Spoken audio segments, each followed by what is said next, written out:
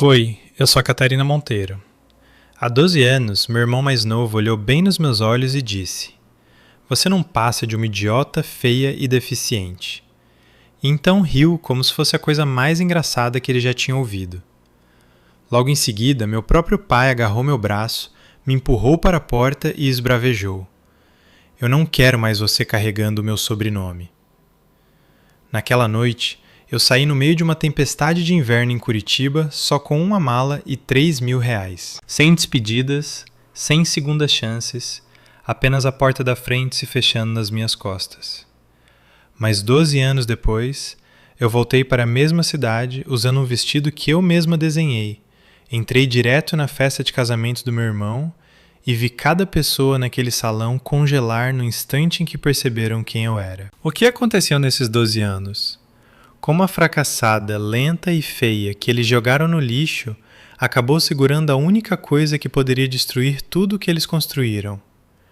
Se você quer saber exatamente como essa noite terminou para eles e como eu garanti que eles nunca mais esquecessem o meu nome, clique no botão de se inscrever e ative as notificações agora mesmo, porque a história completa vai ser contada a seguir. E confie em mim, você não vai querer perder nem um segundo do que acontece depois. Vamos lá. 3 noites antes da formatura, eu estava revirando o armário do corredor, procurando a estúpida pasta com os formulários da minha beca, quando a voz do meu pai ecoou do escritório. A porta estava entreaberta, do jeito que sempre ficava quando ele não queria que minha mãe entrasse. Ele estava no viva voz. Eu reconheci a voz do outro lado na mesma hora. Era o Sr. Cavalcante, o investidor de família tradicional que ainda detinha 22% da Monteiro Fashion. Meu pai mantinha um tom suave, aquele que ele usava para as pessoas que controlavam o dinheiro. "Aqui é o Ricardo Monteiro. Escute, Cavalcante. A dislexia da Catarina é pior do que pensávamos. É severa. Ela ainda gagueja sob pressão. E perto do Matheus ela simplesmente não fotografa bem. Não podemos ter o rosto público da marca atrelado a isso. Vamos resolver isso discretamente após a formatura. Um corte limpo." Eu fiquei ali, apertando a pasta com tanta força que o papelão dobrou. Foi quando vi Matheus nas sombras, do lado de fora da porta do escritório. 13 anos, já mais alto que eu, encostado na parede como se fosse o dono do lugar. Ele ouviu cada palavra. Ele olhou direto para mim, deu um sorriso cínico e articulou devagar o suficiente para eu ler seus lábios.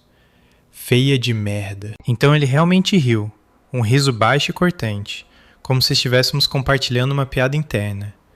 Meu pai saiu, fechou a porta atrás de si e finalmente me notou. A expressão dele nem mudou.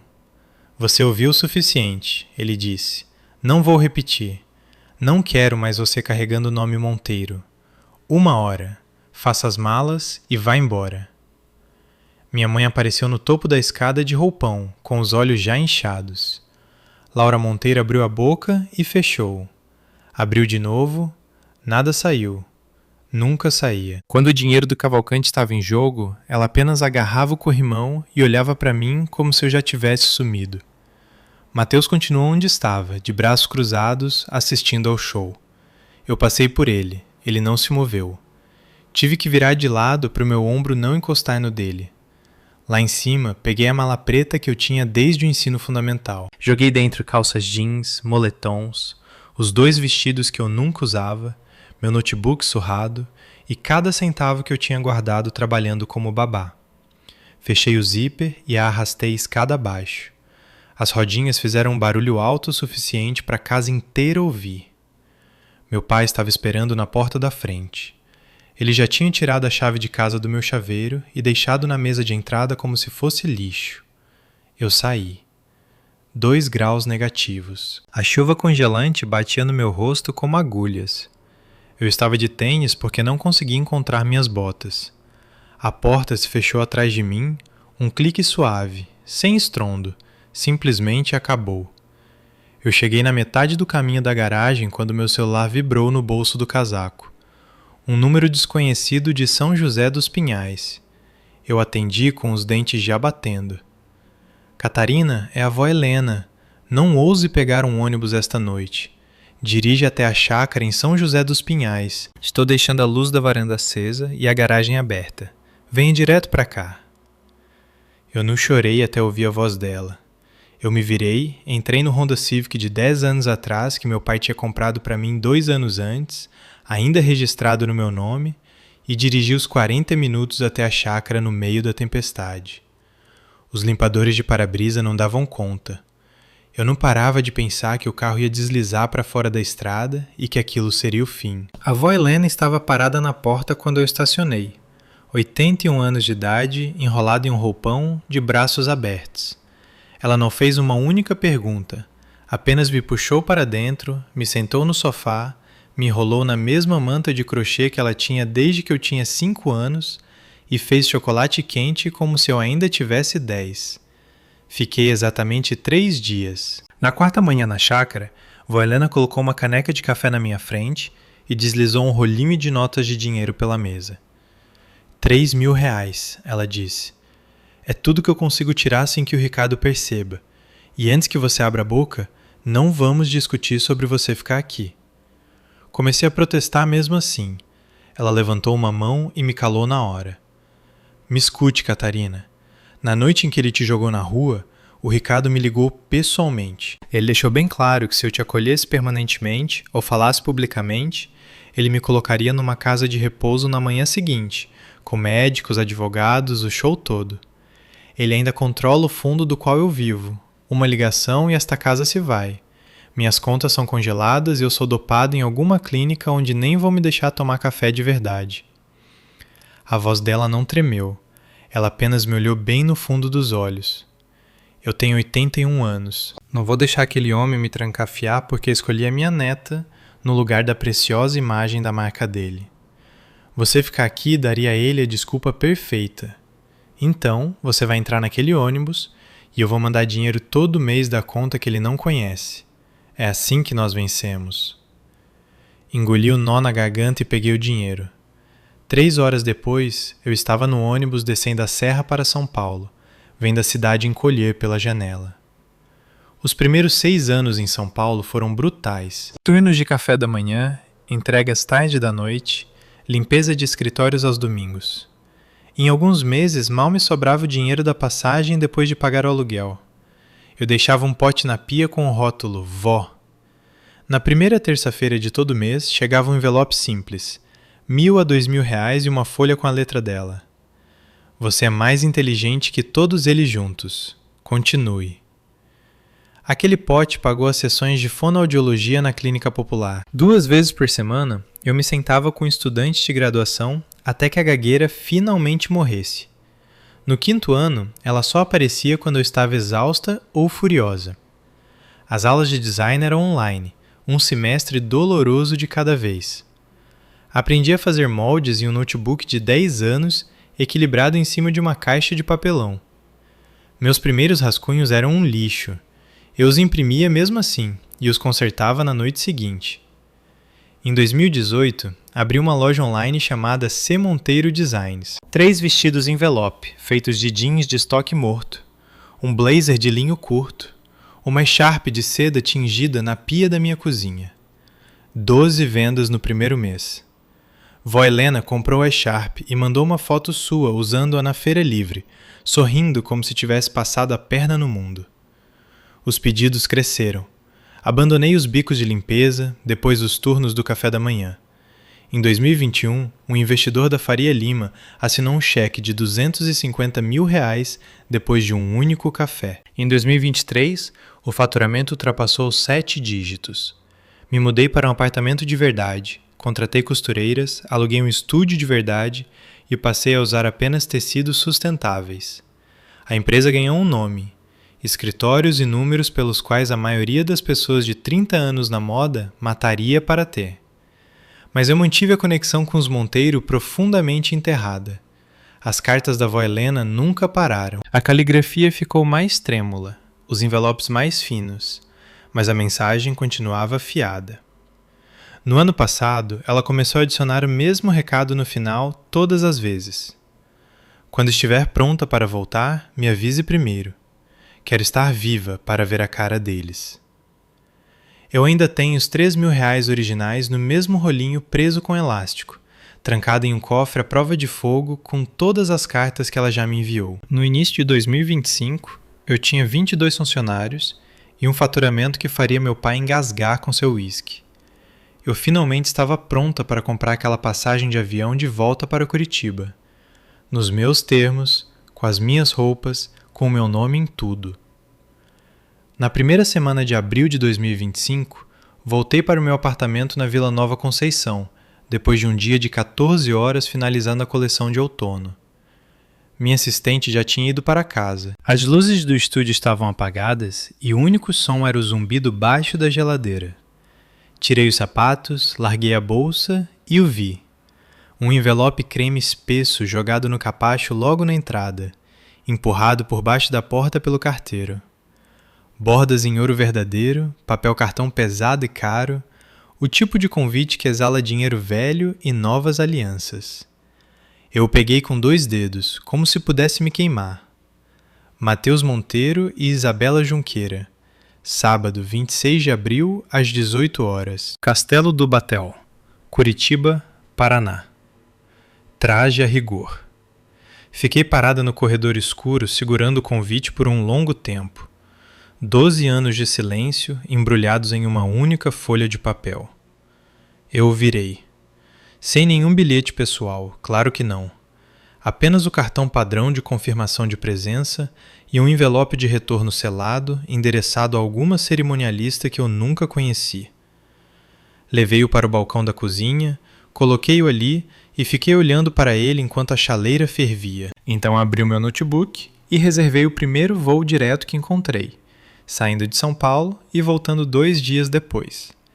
Paguei a mais pelo assento na saída de emergência e nem pisquei para o preço. Naquela noite, fiz uma chamada de vídeo para a avó Helena. Já passava das 10 na chácara, mas ela atendeu no 2º toque. A tela se encheu com o rosto dela, mais magro a cada mês, o tubo de oxigênio quase imperceptível, seu cabelo ainda tingido daquele acaju teimoso. Estou indo para casa para o casamento do meu irmão, eu disse em italiano, o idioma que usávamos sempre que as coisas ficavam sérias. Ela olhou para mim por alguns segundos, então o canto da boca dela se ergueu naquele sorriso torto que eu senti falta por 12 anos. Então volte como uma verdadeira Monteiro, ela respondeu com a voz rouca, desgastada por décadas de cigarro sem filtro. Não me faça passar vergonha na frente da nossa família. Eu ri de verdade, pela primeira vez em dias. Eu não ousaria. Ela acenou com a cabeça uma vez, satisfeita, e desligou sem dizer tchau. Esse era simplesmente o jeito dela. Comecei a fazer as malas imediatamente. Nem um único item na mala era de outra marca. O longo casaco branco de cashmere que eu mesma cortei e costurei no inverno passado. A blusa de seda cinza que ainda estava no manequim. As calças de alfaiataria creme com bolsos invisíveis. As botas que tingi para combinar com a cor exata da neve nas montanhas ao pôr do sol. Cada peça era minha, desenhada, modelada, cortada e finalizada. Eu as estendi na cama como uma armadura. Fechei o zíper da mala, empurrei-a até a porta e deixei-a lá por 2 semanas, como uma promessa. Na manhã do voo, usei o casaco branco aberto sobre uma blusa de gola alta de cashmere preta e jeans. Meu cabelo estava mais claro do que qualquer um em Curitiba se lembraria. Óculos de sol enormes no rosto, mesmo que o sol ainda não tivesse nascido. Despachei a mala, passei pela segurança sem olhar para trás e dormi durante todo o voo. Quando o avião fez a curva sobre a serra, eu finalmente abri os olhos. A paisagem parecia exatamente a mesma. Eu não.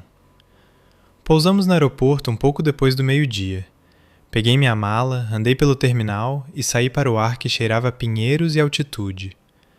O motorista do Uber, um cara na casa dos 30 anos usando um boné do Atlético, guardou minha mala e me olhou de relance pelo retrovisor. Indo para uma sessão de fotos ou algo assim? Ele perguntou. Você parece uma daquelas influenciadoras de moda que a minha esposa sempre assiste. Encontrei os olhos dele no espelho e dei um pequeno sorriso genuíno. Algo do tipo. Ele assentiu, aumentou o volume do rádio e dirigiu em direção à cidade para a qual eu não voltava há 12 anos. Sábado à noite. Saí do elevador no mezanino do Castelo do Batel e parei por tempo suficiente para que o vestido de seda branca se ajeitasse ao redor dos meus tornozelos. O tecido fluía como água, cortado em viés, completamente sem costuras, exceto por um pequeno detalhe: a logo da Everline bordada à mão em fio de seda branco sobre a seda branca, bem no meu coração. Quase invisível, a menos que a luz batesse no ângulo perfeito. Desci a grande escadaria, cada passo deliberado, cada respiração calma. O segurança na corda de veludo olhou para o corte do meu vestido, a confiança silenciosa na maneira como eu me portava, e ergueu a corda sem dizer uma palavra. Ele até deu um pequeno aceno com a cabeça, como se eu pertencesse àquele lugar. Quase ri alto. 12 anos atrás, não me deixariam nem limpar os banheiros daquele prédio. O salão estava lotado. Lustres de cristal, um quarteto de cordas, torres de champanhe, o cheiro forte de dinheiro no ar. Caminhei no meio da multidão como se tivesse ingressos para a primeira fileira, e não como fantasma não convidado que eu realmente era. Mateus estava bem no centro, com o braço em volta de Isabela, ambos brilhando sob os flashes dos fotógrafos. Ele usava veludo azul meia-noite. Ela usava um cetim champanhe que custava mais do que o aluguel da maioria das pessoas. Estavam rindo de algo que o fotógrafo disse. Cabeças próximas. Casal perfeito, vida perfeita. Fui direto até eles. Mateus me viu primeiro. O braço dele caiu da cintura da Isabela, como se tivesse se queimado. A risada morreu na garganta. O rosto dele amoleceu, os olhos arregalados, a boca literalmente aberta. Parei a menos de 1 metro, perto o suficiente para ver a pulsação saltando no pescoço dele. Parabéns pelo seu dia especial, Mateus, eu disse suavemente, só para ele ouvir. 12 anos já, hein? Isabela se virou, confusa, com seu lindo sorriso ainda no rosto. Me desculpe, vocês se conhecem? Mateus não conseguia responder. Ele só me encarava como se eu fosse uma alucinação. Foi então que minha mãe apareceu pelo lado, segurando 2 taças de champanhe, diamantes brilhando em todos os dedos. Ela me viu e as taças escorregaram direto das mãos dela, atingindo o chão de mármore e se despedaçando em 1000 pedaços de cristal. Champanhe espirrando sobre seus saltos prateados. O som cortou o salão como um tiro. Todas as cabeças se viraram. Meu pai estava logo atrás dela. Ele congelou no meio do passo. O sangue sumiu do rosto dele tão rápido que achei que ele fosse desmaiar. A boca dele abriu, fechou, abriu de novo.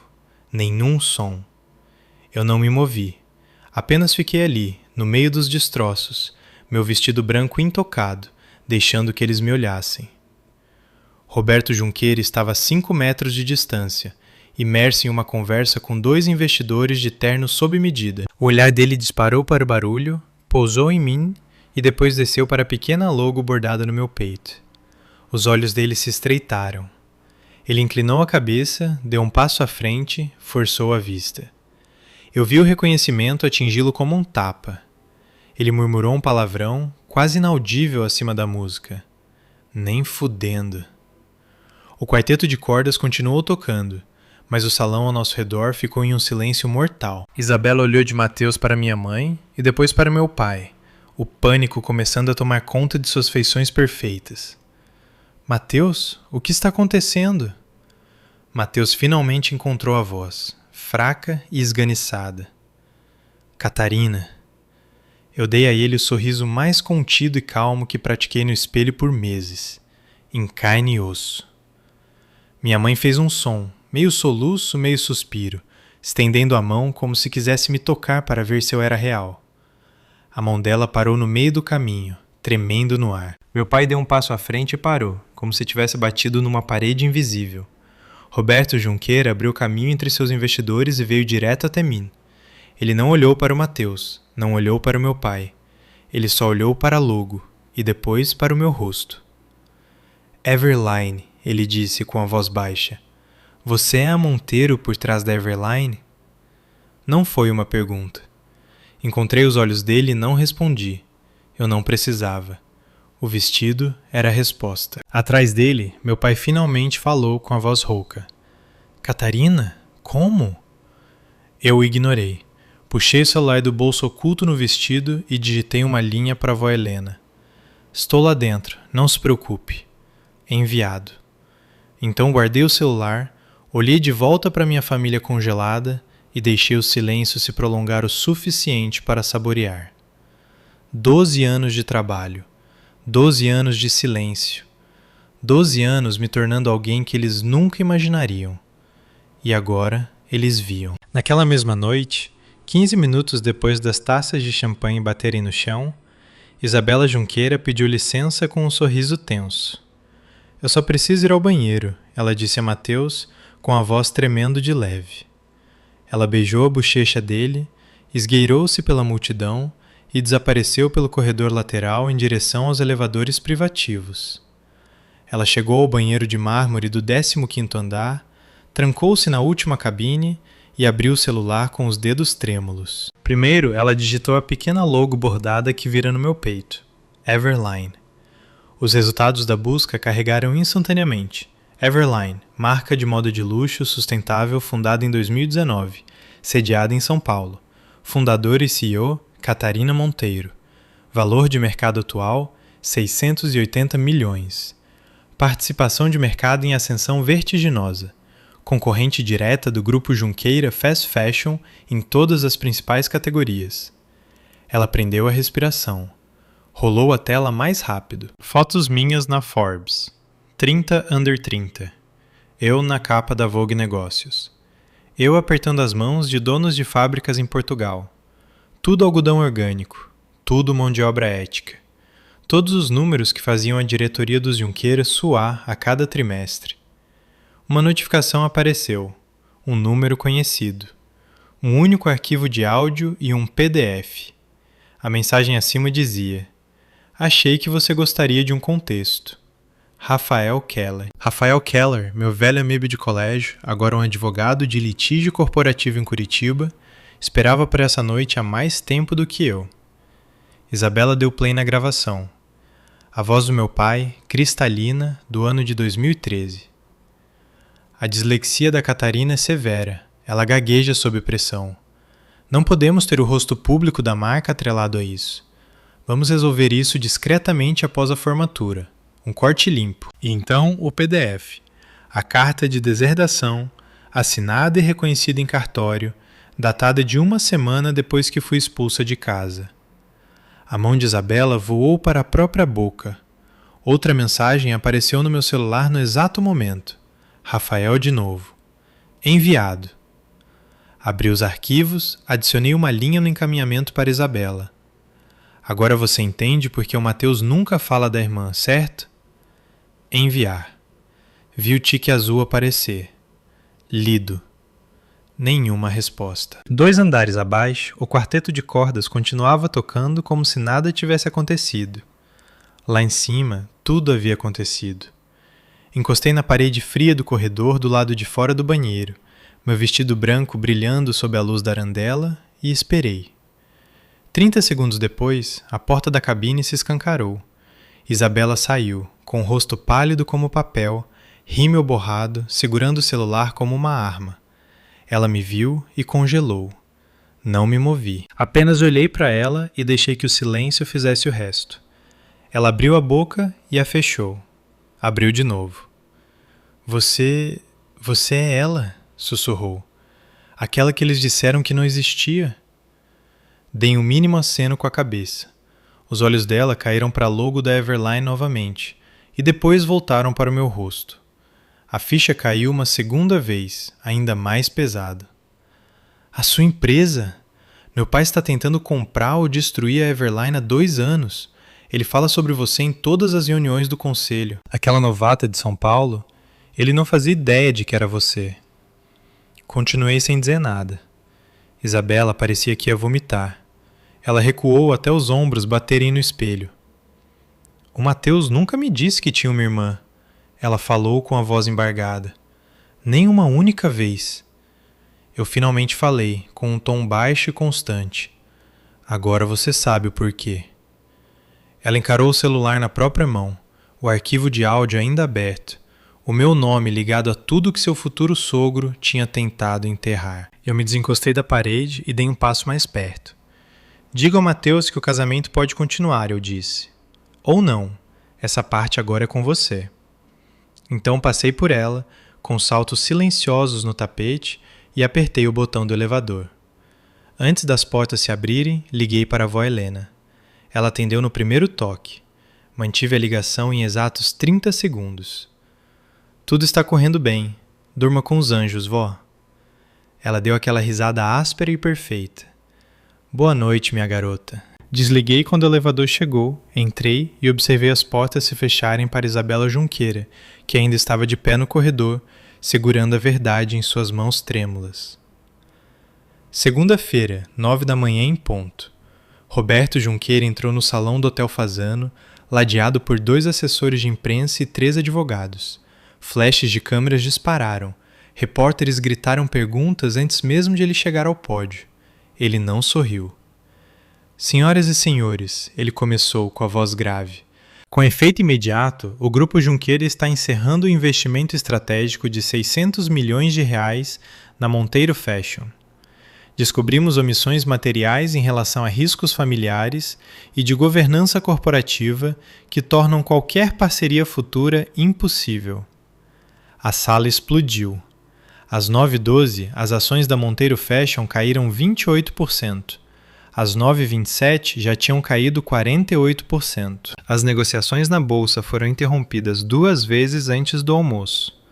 O letreiro da Globo News gritava MFASH, 48,3% no vermelho. Às 10h05, os bancos agiram. 3 carros fortes e uma dúzia de segurança selaram os portões das maiores fábricas da Monteiro no Brás, no Bom Retiro e em Americana. 180 milhões de dólares em empréstimos inadimplentes ativaram cláusulas que meu pai achou que tinha enterrado anos atrás. Fitas amarelas foram colocadas. As máquinas pararam no meio do ponto. Os trabalhadores foram escoltados para fora com seus últimos contra-cheques. Às 11h30, a primeira ação judicial de acionistas caiu na mesa do meu pai. Uma ação coletiva por fraude e ocultação de risco material familiar. Mais 7 se seguiram antes do fechamento do mercado. Mateus nunca chegou a Courchevel. Ele estava no terminal executivo do aeroporto do Bacacheri, cartão de embarque na mão, a bagagem da lua de mel já carregada no jatinho particular, quando Isabela apareceu de óculos escuros e sobretudo, sem maquiagem, sem anel. Ela entregou a ele o anel de noivado num saquinho de veludo e disse: "Eu não vou entrar nesse avião." Mateus riu no início, nervoso, confuso. "Isabela, qual é? Seja lá o que ela tenha te contado." "Ela não me contou nada", Isabela o interrompeu, com a voz gélida como gelo. "Ela me mostrou as próprias palavras do seu pai, as mentiras da sua família. Meu pai acabou de perder muito dinheiro por causa de vocês. Acabou." Ela se virou e foi embora. O anel permaneceu na mão de Mateus. Os pilotos fecharam a porta. Mateus ficou sozinho na pista enquanto o jato taxiava para longe sem ele. De volta ao bairro Batel, a casa era uma zona de guerra. Minha mãe estava na cozinha gritando com meu pai em meio às lágrimas, atirando extratos financeiros como armas. "Você jurou que estava resolvido. Você jurou que ninguém nunca iria descobrir." O rosto do meu pai estava cinza. Eu paguei advogados, eu paguei todo mundo. As vozes deles ecoavam pelas janelas abertas para a rua. Os vizinhos fingiam não ouvir. Às 15h17, uma Mercedes preta parou na garagem. 2 advogados de divórcio saíram, um para minha mãe, outro já contratado pelo meu pai. Os papéis foram entregues na ilha de mármore da cozinha. Minha mãe assinou primeiro, meu pai nem leu a cópia dele. Às 16h02, meu pai se trancou no escritório, serviu 3 dedos de uísque e discou o único número que jurou que nunca mais usaria. Vó Helena atendeu no 4º toque. "Helena", ele começou, com a voz falhando. "Eu preciso..." "Não", ela disse, calma e definitiva. "Não ligue mais para cá." Clique. A linha ficou muda. Ele ligou de volta, direto para a caixa postal. Deixou 7 mensagens em 20 minutos. Ela nunca mais atendeu. Às 18 horas, o ciclo de notícias já tinha seguido em frente, em busca de sangue fresco.